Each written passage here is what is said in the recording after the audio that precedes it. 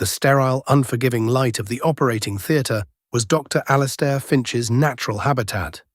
Here, under the focused beams, he was not a man but a god, a master of flesh and bone. His hands, long and elegant, moved with an arrogant precision that left no room for error or for the opinions of lesser mortals. Today, he was resecting a particularly nasty tumour from a patient's liver, and the gallery above was filled with residents hoping to absorb some of his genius. He preferred to think of them as acolytes. "Suction," he commanded, his voice a low growl that cut through the rhythmic beep of the heart monitor. He didn't look at the nurse to his right. He didn't need to. They were instruments, extensions of his will. A young resident, Dr. Evans, a man whose perpetual expression was one of barely concealed terror, dared to speak. "Dr. Finch, the margin looks a bit close to the portal vein. Should we perhaps—" Finch didn't even pause his scalpel. "Should we perhaps what, Dr. Evans? Should we perhaps allow the man whose entire medical education could be purchased with my monthly wine budget to guide the hand that has saved more lives than you've had hot dinners? Is that what we should perhaps do?" The gallery fell silent. The nurse's hand, holding the suction tube, remained rock-steady.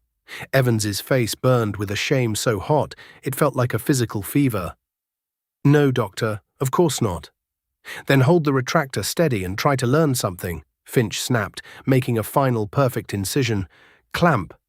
That was Alastair Finch, a brilliant surgeon, a savant with a blade, and a monster to everyone else.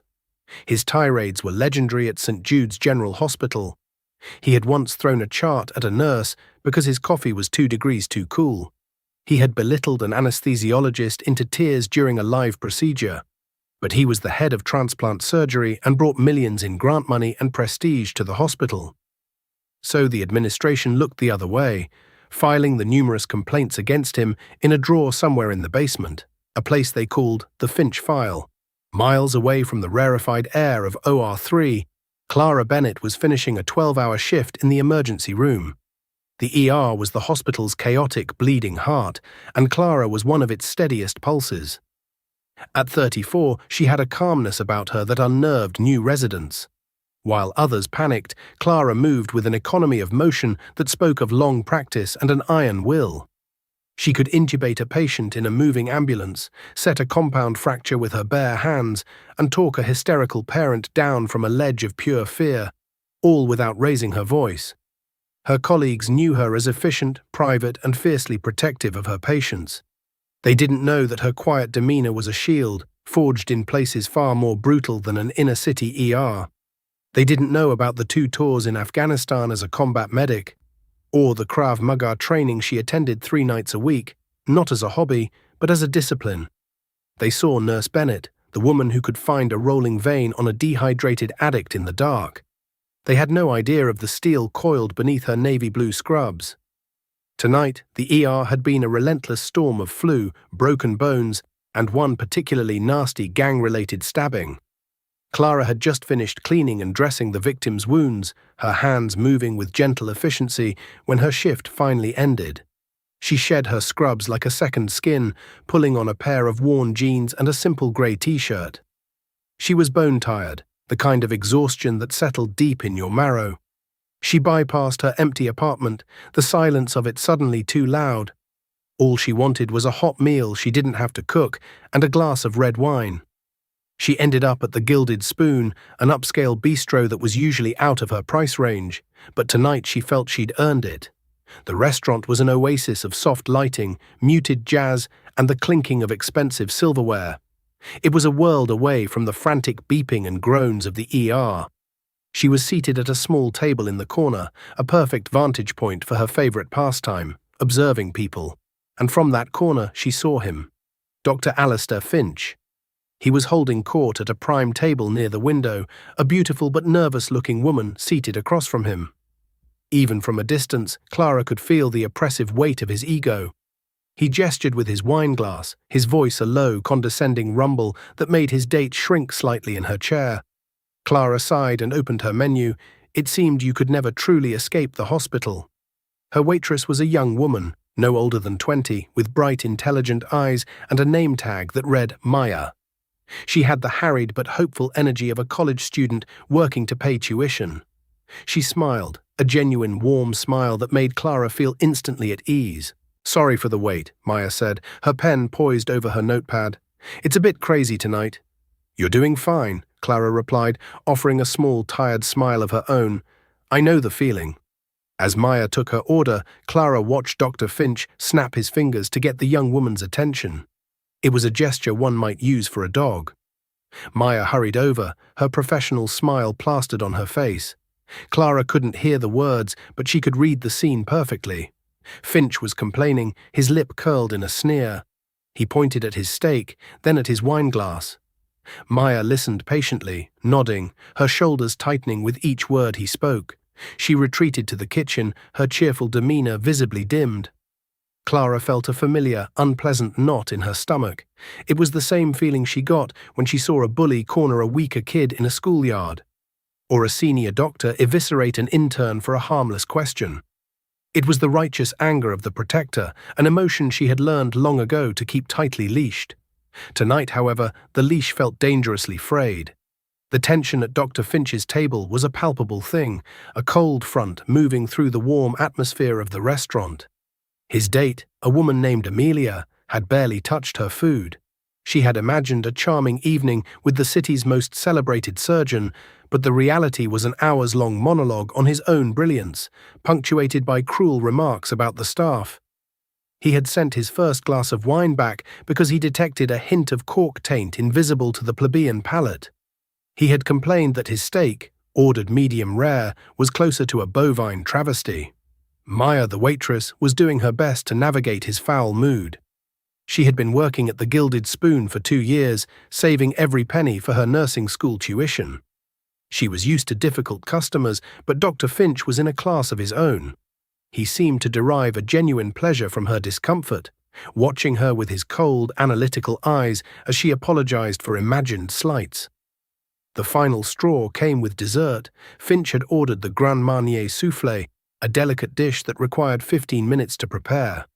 When Maya delivered it, she moved with extra care, her hand steady as she placed the porcelain ramekin on the table. As she stepped back, the cuff of her sleeve brushed against his water glass. It wasn't a hard knock, just a whisper of fabric against crystal, but the glass was overfilled and top-heavy. It wobbled for a heart-stopping second before tipping over, sending a cascade of ice water directly into the lap of Dr. Alastair Finch. A collective gasp went through the nearby tables. Amelia's hands flew to her mouth. Maya froze, her face draining of all color. "Oh my God," she whispered, her voice trembling. "I am so sorry, sir. I'll get a towel right away. It was an accident. Finch sat motionless for a moment, the cold water soaking into his $1,000 trousers. His face, which had been a mask of irritation, contorted into something truly ugly. A slow, reptilian fury burned in his eyes. He didn't shout. The silence was far more terrifying. He rose from his chair, slowly, deliberately, a predator uncoiling. "An accident," he said, his voice dangerously soft. "You clumsy little fool. Do you have any idea what these trousers cost?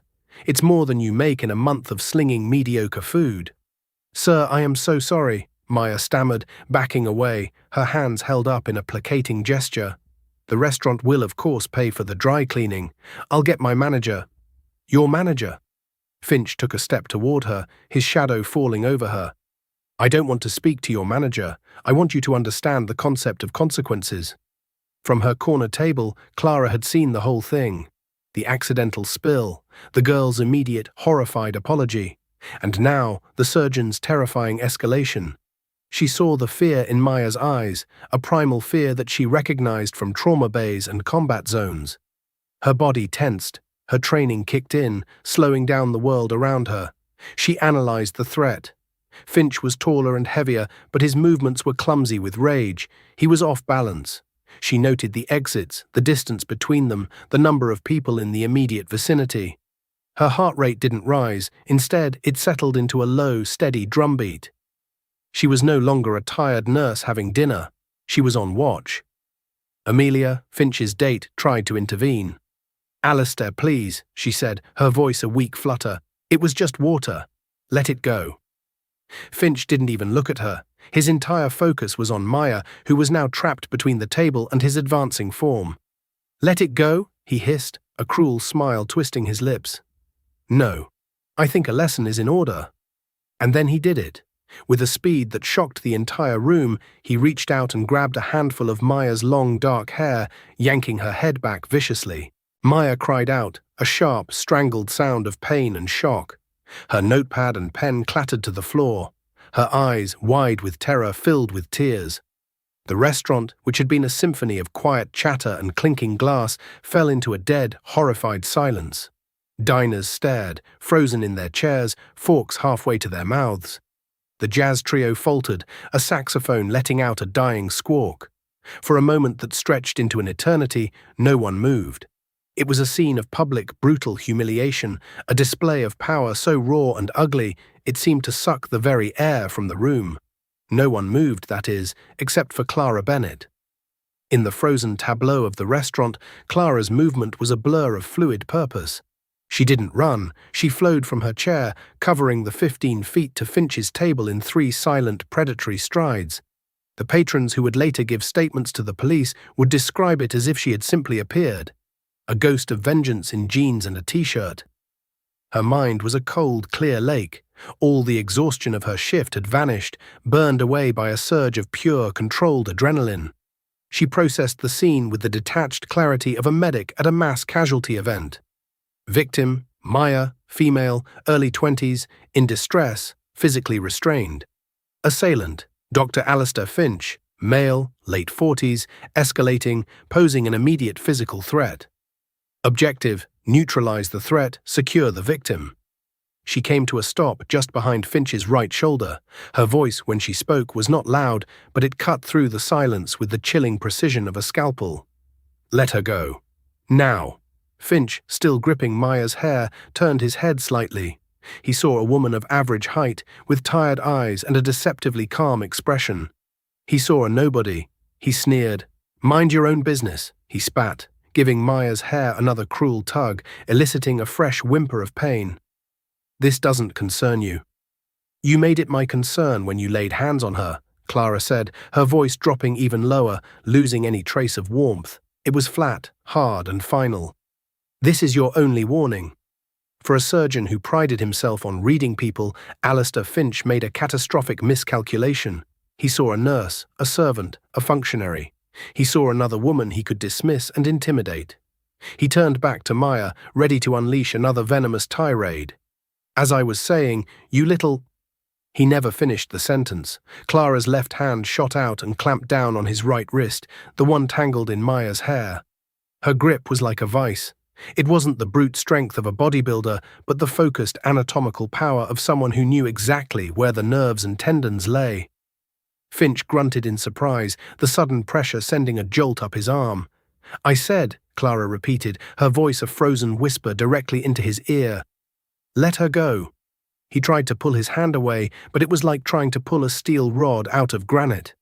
For the first time, a flicker of uncertainty, of fear entered his eyes. He looked from her face to her hand on his wrist. And in that split second, he saw something in her eyes that wasn't just anger. It was a terrifying emptiness, a void of professional calm that promised nothing but efficient, devastating consequence. His response was pure, arrogant reflex. He tried to shove her away with his free hand. That was his second mistake, and his last. The moment his left hand moved to touch her, Clara's training took over completely. It was a single, seamless, horrifyingly fast sequence of events. She used his forward momentum against him, pivoting on the ball of her right foot.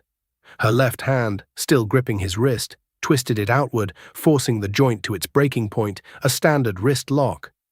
Simultaneously, her right hand came up, not as a fist, but with the fingers held straight and rigid, like a spear. She didn't target his face or his chest. She targeted his hand, the hand of a god. With a sharp, percussive exhale, she drove the heel of her palm into the back of his trapped hand, forcing his fingers to hyperextend against the crushing torque of her wrist lock. The sound was not one sound, but a rapid succession of them, a sickening chorus of snaps and pops that was unnervingly loud in the silent restaurant. Crack. Pop, crack, snap. The metacarpal bones of his index and middle finger went first, followed by the sickening crunch of a ring and little finger folding backward at an unnatural angle. His thumb, caught in the brutal twist, dislocated with a wet, tearing sound. It was over in less time than it takes to draw a breath. A scream tore from Alistair Finch's throat, a sound of pure, unadulterated agony that was nothing like his usual controlled, booming voice. It was a high, thin shriek of animal pain. His grip on Maya's hair vanished as his nervous system was overwhelmed by the sheer trauma to his hand. Maya stumbled back, freed, her hands flying to her tender scalp as she stared in wide-eyed shock. Finch cradled his ruined hand to his chest, his face a mask of disbelief and white-hot agony. His fingers were bent at grotesque angles, already swelling, a mangled wreck of what had once been the most celebrated surgical instrument in the state. He stared at Clara, his eyes wild with pain and incomprehension. Clara didn't look at him. Her focus had already shifted. She moved smoothly between him and Maya, creating a physical barrier. Her entire demeanor changed in an instant, the cold executioner replaced by the calm, authoritative nurse. "Are you okay?" she asked Maya, her voice gentle now, her eyes scanning the young woman for any other injuries. "Are you hurt anywhere else?" Maya, trembling, could only shake her head, tears streaming down her face. Clara gave her a reassuring nod, then turned her attention to the rest of the room. The diners and staff were statues, their faces a mixture of horror and awe.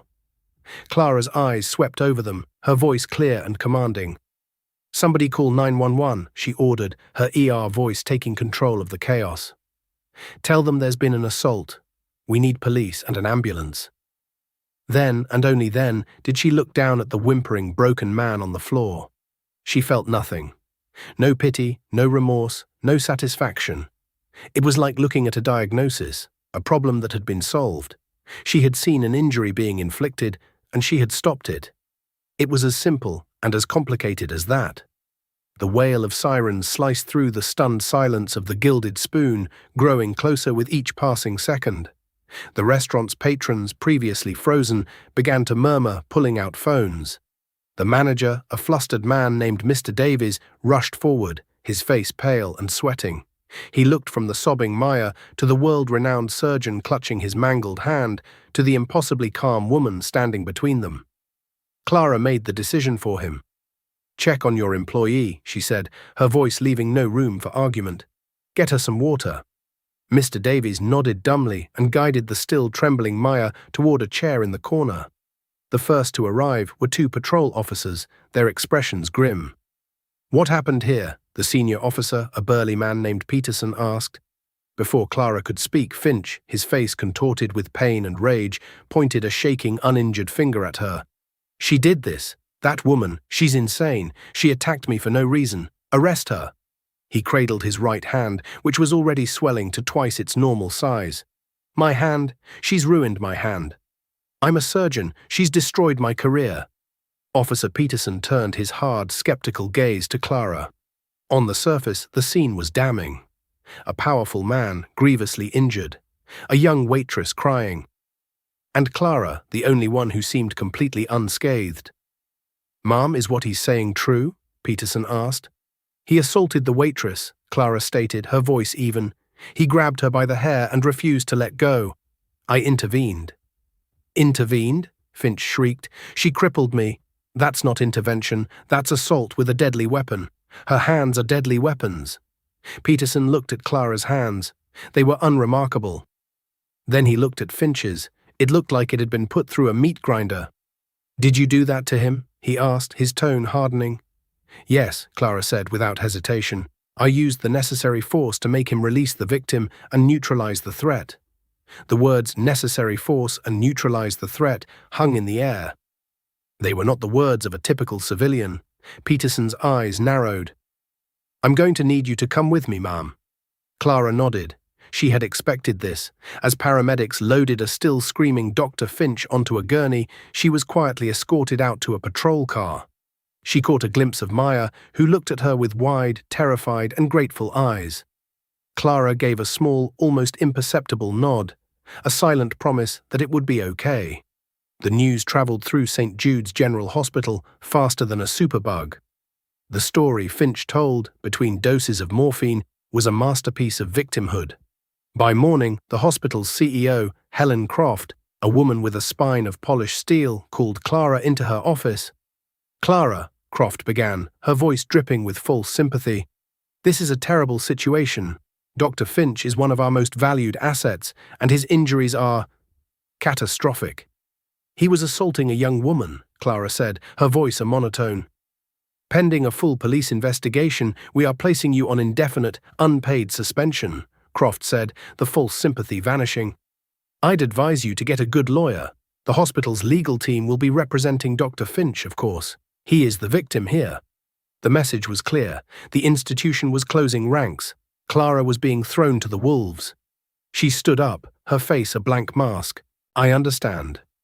As she walked down the polished corridor, past whispering staff who averted their eyes, she felt a profound sense of isolation. But beneath it, the old familiar steel was hardening. They thought she was just a nurse. They were about to find out how wrong they were. The days that followed were a trial by media. The local news ran a slanted piece. Celebrated surgeon viciously attacked, career in jeopardy. Alistair Finch played the tragic hero to perfection, giving an interview from his hospital bed, his arm in an elaborate cast. "I was having dinner," he said, his voice hoarse, a single tear tracing a path down his cheek. "There was a minor accident with a waitress. And then, this woman, a complete stranger, attacked me with a ferocity I've only read about." She said nothing. Just this explosion of violence. "My hand, the hand I used to save lives, may never be the same." The hospital's PR machine was in overdrive. A civil lawsuit was filed against Clara for $10 million. The district attorney, under pressure, was considering felony assault charges. Clara's court-appointed lawyer, a young, overworked man named Ben Carter, was grim. "Honestly, Clara, this is bad," he said, sifting through papers in his cluttered office. "It's your word against a pillar of the community. They have a team of 5 corporate lawyers. I have me. They're going to paint you as an unstable, violent vigilante." "I am not unstable," Clara said, her voice a quiet rock in the swirling storm of his office. "I believe you," Ben said, running a hand through his already messy hair. "But a jury is going to see a world-famous surgeon with a career-ending injury and a waitress who will be too terrified to testify against him. They're offering a plea bargain. Assault and battery, no jail time, just probation and a permanent mark on your record." "I won't be pleading guilty to defending someone," Clara stated. "It wasn't a negotiation, it was a fact." Ben sighed. He believed her, but belief didn't win cases against a hospital's legal war machine. "Okay, we fight, but I need something, anything to work with." That night, an anonymous email landed in his inbox. No text, just an audio file. He clicked play and heard Finch's venomous tirade about tepid coffee. It was a crack in the facade. The next day, a terrified but resolute Maya showed up at his office, her mother beside her. She told him everything, her voice trembling but firm. Ben knew it wasn't enough. He replied to the anonymous email, "This helps, but it's not a silver bullet. I need the gun." The reply was swift. "Coffee shop, 8 p.m., Rosewood and 3rd. Come alone. You'll be looking for the ghost of surgery past." That evening, Ben walked into the quiet coffee shop. In a corner booth sat Margaret Ratcliffe, the head charge nurse of the surgical wing. Her hair was grey-streaked, her eyes weary but sharp. For 30 years, she had been a fixture at St. Jude's, a woman so competent and ubiquitous that she had become invisible. And she had seen everything. "Mr. Carter," she said, her voice low. She pushed a thick manila envelope across the table. "I've been waiting for someone like Clara Bennett for a very long time. Someone who wouldn't break. For years, I've been collecting the stories of those who did." Ben opened the envelope. Inside were photocopies. Dozens. Formal complaints, internal memos, sworn affidavits from nurses, residents, and technicians. It was the real Finch file, a secret, meticulously curated archive of a tyrant's reign. "The scalpel incident with Dr. Evans is in there," Margaret said, her voice a cold whisper. "He nearly took the man's eye out. The time he cornered a young anesthesiologist in the supply closet because she questioned his dosage. We all filed reports. And we were all silenced, told we were replaceable. He wasn't. Ben looked at her, stunned by the sheer volume of documented abuse. Why risk your career now? A flicker of cold fire lit her eyes. Risk? My career is over in 2 years anyway. This isn't about me. This is about all the ones who came after me. Alistair's greatest flaw is his arrogance. He believes he is a god, and gods do not have consequences. He never imagined that a quiet ER nurse would be the one to bring the temple crashing down. Clara didn't just give us courage, Mr. Carter. She gave us a weapon. I'm just providing the ammunition. The final piece of the puzzle clicked into place when Ben ran a background check on his own client. He stared at the file, his mouth agape. Staff Sergeant Clara Bennett. 2 tours, Afghanistan. Commendation for valor, advanced hand-to-hand combat instructor. Specialization, Krav Maga, focusing on de-escalation, restraint, and minimal force disarming techniques. Ben Carter leaned back in his chair, a slow, dangerous smile spreading across his face. Oh, they have no idea who they're dealing with, he murmured. The deposition was in 2 days. The hospital's lawyers thought they were walking into a slaughter. They were right. They just had the victim wrong. The deposition room was cold and sterile, a pale imitation of Finch's beloved operating theatre. He sat at the head of the long table, his right arm in a ridiculously elaborate sling. A smug, pained expression on his face. He was flanked by 3 of the hospital's sharpest lawyers, men in suits so expensive they seemed to hum with their own importance. Across from them sat Clara, her face serene, and Ben Carter, who looked like he'd slept in his suit. Finch barely glanced at them, a gesture of supreme dismissal.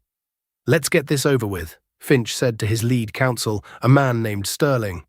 I have a physical therapy appointment. Relearning fine motor skills is a delicate process, as I'm sure a public defender can't begin to comprehend. Sterling smirked. Of course, Doctor. Mr. Carter, we're prepared to be generous. Settle now, and your client might avoid criminal charges and a lifetime of debt. Ben Carter smiled faintly and placed a small audio recorder on the table. Dr. Finch, for the record, could you state your name and profession? The next hour was a performance. Finch recounted his version of events, painting himself as the calm, rational victim of a sudden, unprovoked and savage attack. He used medical jargon to describe his injuries, the comminuted fractures of the metacarpals, the torn ligaments, his voice breaking at just the right moments. And to be perfectly clear, Doctor, Ben said, his tone mild, almost bored, you're stating under oath that at no point did you touch, threaten, or physically intimidate the waitress, Miss Maya Larin? Absolutely not, Finch said with practiced indignation. I was merely pointing out a clumsy error. Firmly, perhaps, but professionally. It is my duty to demand excellence. Any suggestion of physical contact is a vile fantasy. A fantasy? Ben repeated, scribbling a note. And you never laid a hand on her hair. Finch's eyes flashed. Never. That is a disgusting accusation, and I will see you sued for slander for even suggesting it. Ben leaned forward, his demeanor shifting subtly, the exhaustion replaced by a predatory focus. Doctor, are you familiar with a nurse named Sarah Jennings? Finch frowned. The name is vaguely familiar. We have hundreds of nurses. They come and go. Perhaps this will jog your memory. Ben pressed a button on his laptop. The clear audio of Finch's voice filled the silent room, shockingly loud. Are you incompetent or just stupid? This coffee is tepid. Do you want to be responsible for me losing my focus and letting a patient die on my table because of your ineptitude? The sound of a chart hitting a wall was unmistakable. Finch's face paled. Sterling shot to his feet. Objection. That recording is inadmissible, illegally obtained. It was recorded in a public cafeteria, Mr. Sterling. Perfectly legal, Ben said smoothly, not taking his eyes off Finch. Is it taken out of context, Doctor? He slid a piece of paper across the table. It was a sworn affidavit from Nurse Jennings, detailing the incident where Finch had thrown a chart at her head. Or how about Dr. Evans? You once threatened him with a scalpel for questioning your judgment, correct? In front of a dozen witnesses in OR3. Ben slid another affidavit across. These are lies, fabrications from disgruntled employees. Finch's voice was rising, losing its carefully modulated tone. 17 disgruntled employees, Ben asked, slowly placing the entire contents of Margaret's file on the table. The pile of paper landed with a heavy, damning thud that made the lawyers flinch. All with signed, notarized statements detailing years of physical intimidation, verbal abuse, and professional threats. A pattern, Doctor. A long and ugly pattern of behavior. Finch's composure began to crack. A tic started near his eye. His lead lawyer tried to intervene, but Ben held up a hand. I'm not finished. Let's return to the night in question. You claim Ms. Bennett attacked you with a shocking, untrained ferocity. Is that right? She was like an animal, Finch spat, pointing his good hand at Clara, who sat as still as a statue. An animal? Ben looked down at a file. That's interesting, because my expert witness, a former Green Beret specializing in defensive tactics, has analyzed the security footage from the restaurant. He describes the move not as ferocious, but as a textbook application of a joint manipulation takedown, executed with maximum efficiency and minimal force required to neutralize a threat holding a victim in a hair-pull hostage scenario. The hospital lawyers exchanged nervous glances. Sterling turned to Clara.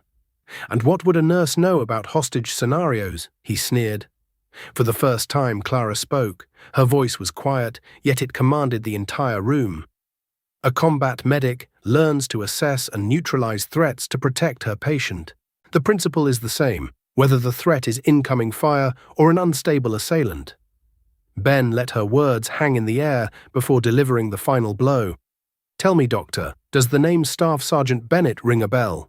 2 tours Afghanistan. Commendation for valor for actions under fire. Advanced hand-to-hand combat instructor for her unit. The room fell utterly silent. The only sound was the faint hum of the air conditioning. The hospital lawyers stared at Clara, really seeing her for the first time. They hadn't brought a lawsuit against a nurse.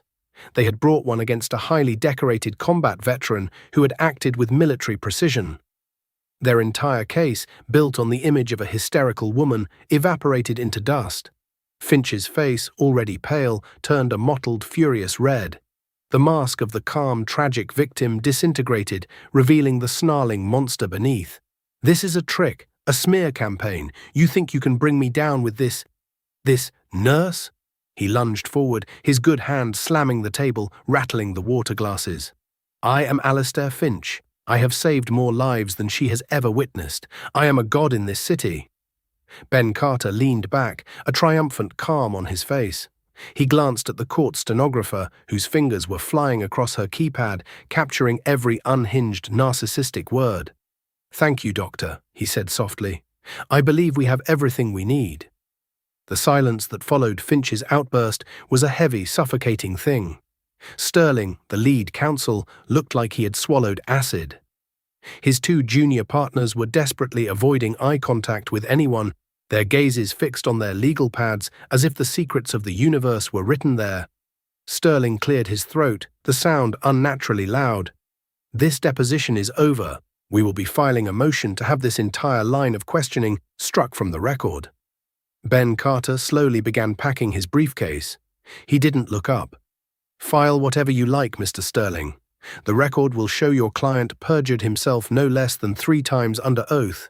It will show him admitting to a pattern of behavior that borders on sociopathic. And it will show him having a complete breakdown when confronted with the truth. The DA's office is going to love this. He finally snapped the briefcase shut and looked Sterling in the eye. Your $10 million lawsuit is now a $10 million liability. My countersuit, on behalf of not just Ms. Bennett, but the 17 other victims in this file, will be for 20. And that's our opening offer. The color drained from Sterling's face. He knew when he was beaten. He knew when a case had transformed from a sure thing into a public relations apocalypse. He looked at Finch, who was trembling with a rage so profound it left him speechless, and saw not an asset, but a ticking bomb. The fallout was a media firestorm. The full deposition transcript, a digital hand grenade, was anonymously dropped into the lap of the city's most tenacious investigative journalist.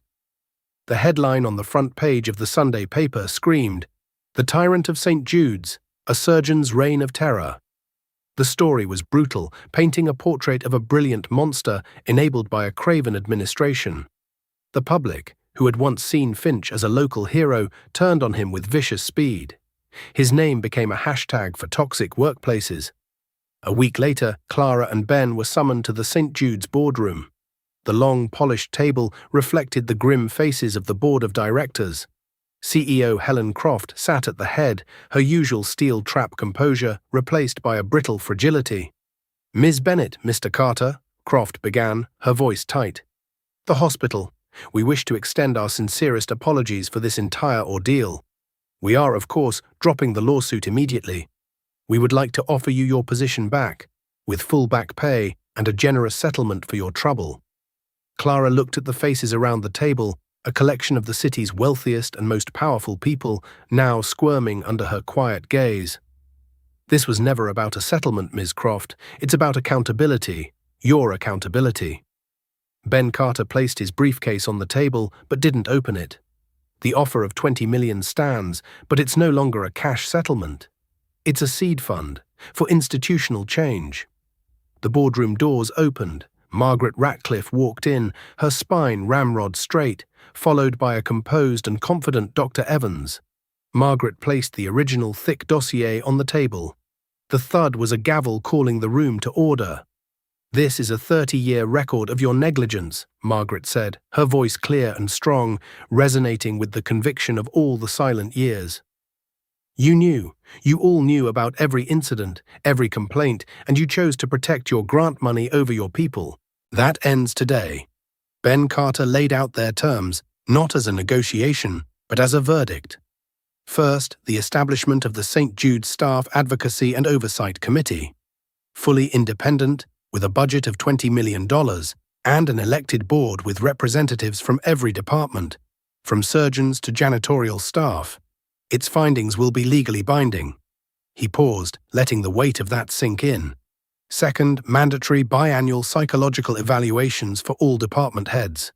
Third, a complete overhaul of the hospital's HR and complaint processes, with absolute, legally enforced whistleblower protections. Any manager found to have suppressed a complaint will be terminated, immediately. Croft looked at Clara, a last desperate appeal in her eyes. "Ms. Bennett, surely you can see—" "What I see," Clara interrupted, her voice cutting through the tension, "is an institution that has become septic. You don't treat sepsis with a bonus. You treat it by cutting out the infection and starting a rigorous course of antibiotics. These are the antibiotics." She leaned forward slightly. "And one more thing. I will be returning, not as an ER nurse, as the first executive director of that committee, with Nurse Ratcliffe as my deputy director." The board, trapped between public crucifixion and total capitulation, folded. The following month, Alistair Finch was a ghost haunting his own life. His hand, after 2 failed reconstructive surgeries, was a permanent twisted claw. The delicate nerves were irreparably damaged. He couldn't hold a pen, let alone a scalpel. His career was ash. As he left another grueling, pointless physical therapy session, a swarm of reporters cornered him in the parking garage. "Dr. Finch, is it true you're filing for bankruptcy? What do you say to the 17 plaintiffs suing you for emotional distress?" As cameras flashed in his face, a process server navigated the chaotic scrum. "Alistair Finch?" The man didn't wait for an answer, shoving a thick packet of legal documents into Finch's chest. "You've been served." It was the 18th lawsuit, from his ex-fiancée Amelia, for fraud and emotional abuse. Finch fumbled with the papers, his mangled hand unable to grip them. They scattered across the grimy concrete floor. "Don't you people have any decency?" Finch snarled, his face a blotchy mask of purple rage. "Don't you know who I am?"